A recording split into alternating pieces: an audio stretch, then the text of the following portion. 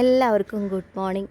അപ്പോൾ ഇന്ന് നമ്മുടെ മഴമറയിലെ അപ്ഡേഷൻസ് ഒന്ന് എടുക്കാമെന്ന് ഓർത്ത് വീഡിയോ എടുത്തതാണ്. അപ്പോൾ ഇതാ നമ്മുടെ പൂമ്പാറ്റ ചെടി നിറയെ പൂമ്പാറ്റകളാണ് കേട്ടോ. തേൻ കുടിക്കാൻ വേണ്ടി വന്നേക്കുവാണ്.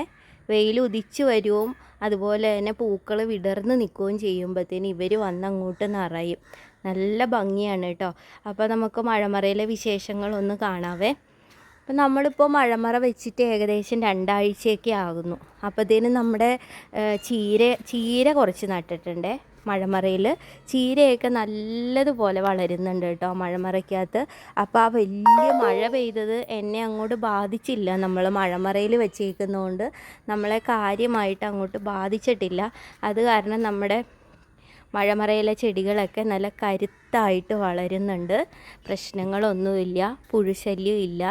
അങ്ങനെ ഇടയ്ക്കിടയ്ക്ക് നമ്മൾ സ്യൂഡോമോണസ് ലായനിയൊക്കെ ഒഴിച്ചു കൊടുക്കും കേട്ടോ, കേടൊന്നും വരാതിരിക്കാൻ വേണ്ടി. അത് നല്ലതാണ് ഇടയ്ക്കിടയ്ക്ക് ഉപയോഗിക്കുന്നത്. ചീരയൊക്കെ കണ്ടോ, 2 ആഴ്ചയായപ്പോഴത്തേനും നല്ല കരുത്തായിട്ട് വരുന്നുണ്ട് കേട്ടോ.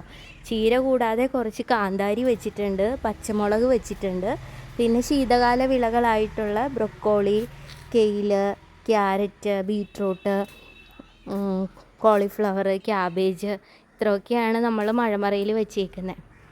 അപ്പോൾ അടുക്കളത്തോട്ടം സപ്പോർട്ട് ചെയ്യുന്നവരാണെങ്കിൽ എൻ്റെ വീഡിയോ ലൈക്ക് ചെയ്യാൻ മറക്കരുത് കേട്ടോ. അപ്പോൾ ഇന്നത്തെ വീഡിയോ ഇത്രയേ ഉള്ളൂ, നിർത്തുന്നു.